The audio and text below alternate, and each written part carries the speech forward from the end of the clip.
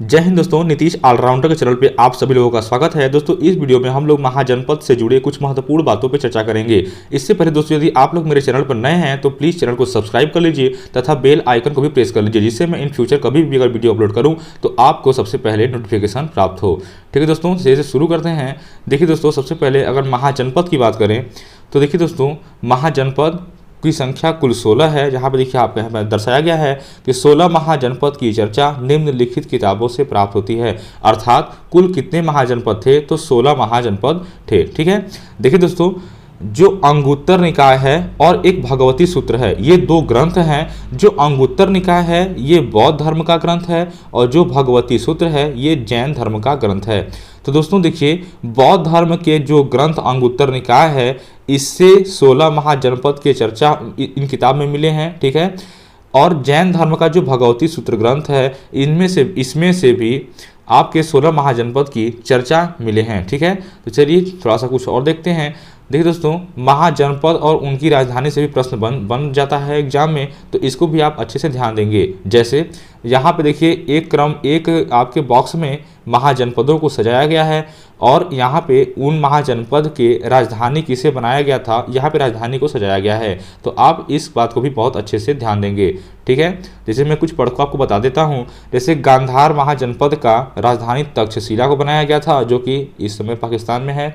कंबोज दोस्तों हाटक, ठीक है, कंबोज की राजधानी हाटक। कुरु का दोस्तों देखिए इंद्रप्रस्थ यानी हरियाणा का क्षेत्र है। देखिए दोस्तों, मत्स्य अर्थात विराटनगर, मत्स्य अर्थात दोस्तों देखिए इसकी राजधानी विराटनगर को बनाई, जो कि राजस्थान में है। सूर्यसेन दोस्तों, जो कि मथुरा उत्तर प्रदेश में इसकी राजधानी बनाई गई थी। कौशल महाजनपद की दोस्तों राजधानी श्रावस्ती अर्थात उत्तर प्रदेश में। ठीक दोस्तों, तो ऐसे ही कुछ नीचे लिखित हैं पूरे 16 महाजनपद के। आप इनको चाहे तो नोट कर सकते हैं या फिर आप डिस्क्रिप्शन में पीडीएफ का लिंक प्रोवाइड हो जाएगा, आप वहां से डाउनलोड कर सकते हैं पीडीएफ को। ठीक है, चलिए दोस्तों आगे बात करते हैं। अब यहाँ पर देखिए नीचे चलते हैं तो मगध महाजनपद के बारे में पहले कुछ समझते हैं। दोस्तों देखिए 16 महाजनपद थे, लेकिन उनमें से सबसे ज़्यादा कौन से महाजनपद का विस्तार हुआ था तो मगध महाजनपद का विस्तार हुआ था। इसलिए हम लोग मगध महाजनपद को थोड़ा सा डिटेल में पढ़ेंगे। ठीक है, देखिए मगध महाजनपद को हम पढ़ने वाले हैं। तो दोस्तों मगध महाजनपद से जुड़ी मैं कुछ महत्वपूर्ण बातों को बताता हूँ। तो यहाँ पर देखिए बृहद्रथ वंश, ठीक है, सबसे पहला जो वंश था वो बृहद्रथ वंश था। ठीक है, जिसके पहले शासक थे बृहद्रथ, इसलिए इस वंश का नाम बृहद्रथ वंश पड़ा। देखिए दोस्तों, बृहद्रथ के पुत्र जरासंध थे। ठीक है, इनके जो पुत्र थे इसलिए क्रम में सजाया गया है, आप समझ जाइएगा। बृहद्रथ के पुत्र कौन थे दोस्तों तो जरासंध थे। अगर आपसे एग्जाम में पूछेगा कि मल्ल का युद्ध किनके बीच हुआ था तो आपका जवाब होगा जरासंध और भीम के बीच हुआ था। ठीक है, आप इसको फिर से सुनिए कि मल्ल का युद्ध जरासंध और भीम के बीच हुआ था। ठीक है, मल्ल का युद्ध। ठीक है, अब देखिए दोस्तों, जरासंध के जो पुत्र थे वो सहदेव थे और सहदेव के जो पुत्र थे वो रुपुंजय थे। ठीक है, तो मगध महाजनपद पर सबसे पहले शासक बृहद्रथ वंश ने किया था। लेकिन दोस्तों बहुत बहुत महत्वपूर्ण बात है, ध्यान दीजिएगा कि बृहद्रथ वंश के ज्यादातर चर्चा कहीं देखने को नहीं मिले हैं, इसलिए हम इस वंश को नहीं मानते हैं। ठीक है, तो आपसे एग्जाम में जब पूछेगा तो अगर आपका बृहद्रथ वंश अगर ऑप्शन में नहीं है तो आपका यहाँ पे हर्यक वंश ऑप्शन में होगा। ठीक है, तो मगध महाजनपद पर 7 राजवंशों ने शासन किया था। ध्यान दीजिएगा, मगध महाजनपद पर 7 राजवंशों ने शासन किया था। दोस्तों इसको याद रखेगा, बहुत ही आसान सा ट्रिक है हसीन मशुक शाह। ठीक है, बस इतना को याद रखना है, हसीन मशुक शाह। हसीन मीन्स दोस्तों देखिए ह का मतलब हो गया हर्यक वंश और सी का मतलब हो गया शिशुनाग वंश।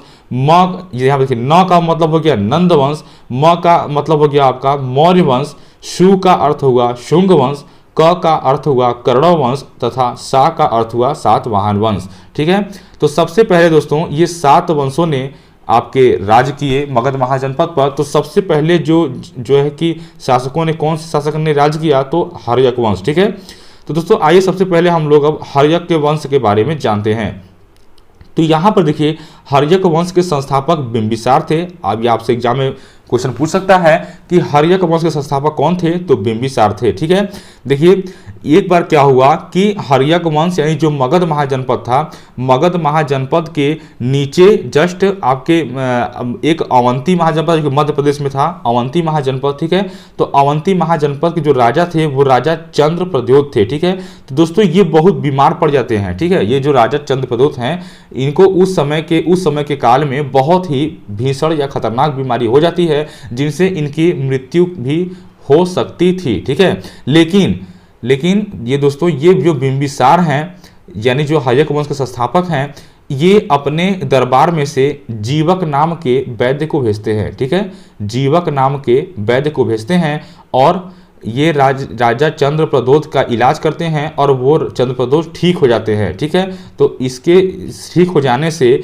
जो अवंती है वो भी मगध महाजनपद का एक हिस्सा हो जाता है, जिससे कि क्या होता है दोस्तों कि मगध महाजनपद का विस्तार होना प्रारंभ हो जाता है। ठीक है, मगध महाजनपद का विस्तार होना प्रारंभ हो जाता है। तो आप ध्यान रखेंगे कि बिंबिसार ने किनको भेजा था, तो जीवक को भेजा था, जो कि यहाँ पर लिखित है। ठीक है, अब देखिए दोस्तों बिंबिसार के पुत्र का नाम था अजातशत्रु। अब याद रखिएगा सबको क्रम से सजाया गया है इस पीडीएफ में। तो बिंबिसार के पुत्र थे अजातशत्रु। दोस्तों देखिए इनको कुड़िक भी कहा जाता है तथा पितृहंता भी कहा जाता है। क्यों कहा जाता है, तो इस बात को ध्यान दीजिएगा, क्योंकि ये बिंबिसार जो थे इनको शादी करने की बहुत शौक थी।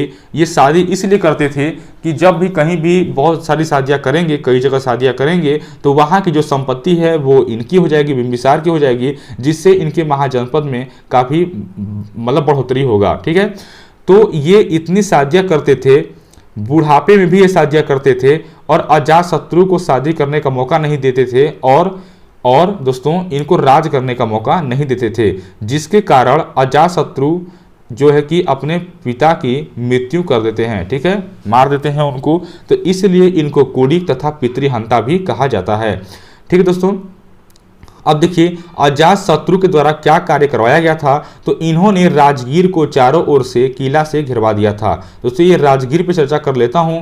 देखिए जो आपका मगध महाजनपद है, तो बिंबिसार के समय में ये जो मगध महाजनपद है इसकी राजधानी राजगीर थी। ठीक है, तो ये जो है कि जब अजातशत्रु का जब राजपाट आया तो इन्होंने राजगीर को चारों ओर से किला से घिरवा दिया, अर्थात राजगीर को सुरक्षे में कर दिया। ठीक है, देखिए इसमें वैशाली पर कब्जा करने के लिए वर्षकार नाम के जासूस को भेजा। ठीक है, देखिए ये जो है कि वैशाली पर कब्जा करना चाहते थे, बिंबिसार भी वैशाली पर कब्जा करना चाहते थे, लेकिन कब्जा हो नहीं पाता है। तो अजातशत्रु जो है क्या करते हैं, वैशाली पर कब्जा करने के लिए अपने दरबार से एक जासूस भेजते हैं जिसका नाम होता है वर्षकार। ठीक है, वो जासूस इसलिए भेजते हैं कि वो वैशाली में कितने सेना हैं, कौन कौन से द्वार हैं, इनके बारे में पता लगाया जा सके।